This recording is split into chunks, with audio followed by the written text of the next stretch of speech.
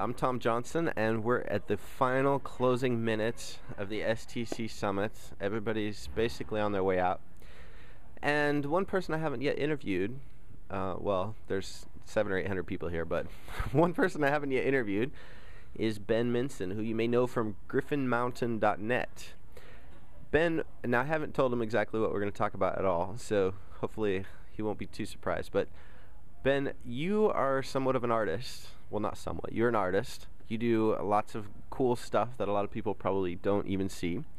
And you attended with me the Don Mayer session on drawing. And they had us do some kind of napkin sketches and so forth. What did you think of that session? Was it helpful? Was it relevant? Or was it just like a side thing a side hobby sort of thing somebody might develop? I think it's a very relevant topic because, well, personally, like you mentioned, I wouldn't call myself an artist, but I like to draw a lot, and I don't think I do as many diagrams as I should because a lot of people learn visually. I like to write primarily, and I think I get into the trap of thinking textually most of the time, and drawing is kind of a secondary interest, but I don't do nearly as much drawing as I should on the job. So I think it's something, as writers in general, especially people who don't have drawing as a hobby, they probably don't think, they may not think visually at all. I think Don's session helped people think more, learn that, yeah, I just need to start thinking visually about things. So you said you don't draw nearly as much on the job that you probably could or should. And I think this is true for a lot of people. Like, we know that we should do more visual things. We know that the diagrams and the images and the pictures are extremely helpful, but we don't often do it. So why is it you don't do it more? Because I know you're an Illustrator pro and you've got the talent, so why don't you do it more? I think we may tend to think that if we sit down at our cubicles at our desks and we have a pad and we're just scratching or drawing things out, or if we're using a whiteboard or something and drawing things, if somebody sees that or our boss sees that or something, it won't look like we're doing real work maybe. And so it's just, maybe we think while I'm sitting at my keyboard, I'll just keep typing. I'll just keep going that way instead of looking at things a different way. You know, I get this mental image of me sitting down with a pad of paper, flipping, just drawing. Okay, that doesn't work, because Don talked about that. If you draw out an idea and it doesn't work, do another one. That may be worse than the first one, maybe better, but keep going until you get the idea right. I guess I can visualize myself doing that, but I wonder if I'd be a little embarrassed at somebody walking past watching me draw pictures, because they might think I'm not doing real work. So one of the main kind of premises that Don was advancing in this was this idea that people didn't have to be artists in order to create drawings. That you could draw these little stick figures that were really simple.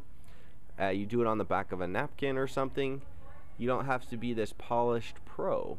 And yet I think most people, the reason we offer, or at least I don't draw or do as much visual stuff, is because I'm hung up with the execution, trying to actually make it look good. Because I know I can do the chicken scratch and it will look okay, but I can't really put that into my work at work. I can't use those. What would you say to that? Like, can you use simple, primitive-looking drawings, or do you have to make them fancy and execute them so they're really polished?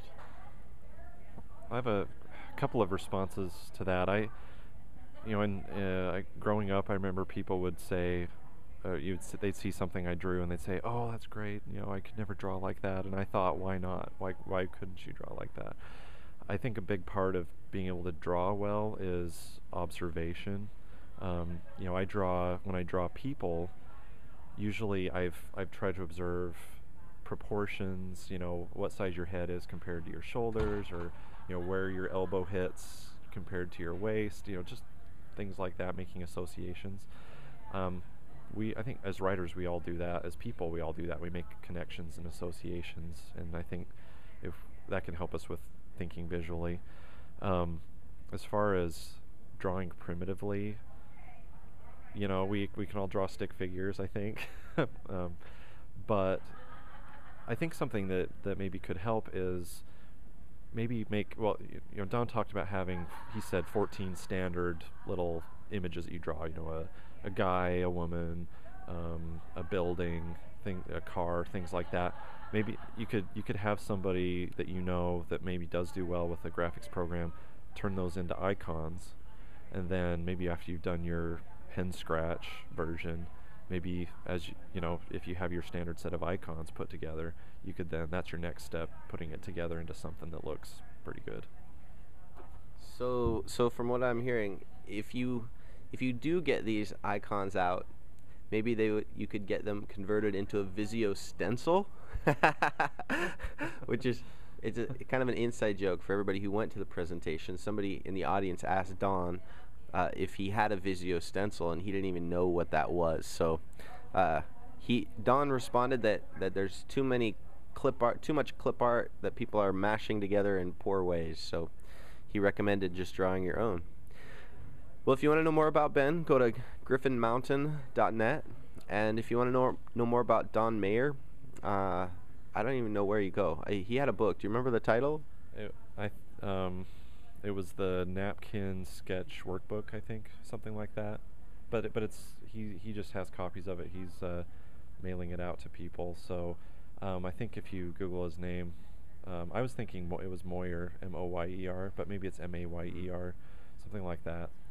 There's another book. He didn't mention it, but it seemed to fall in complete harmony with what he was saying, by Don Rome, called On the Back of a Napkin, which is all about this sketching, talking about how drawing clarifies your thinking. It's not just a matter of expressing your thinking, but it's also a good resource. All right. Hope you enjoyed this.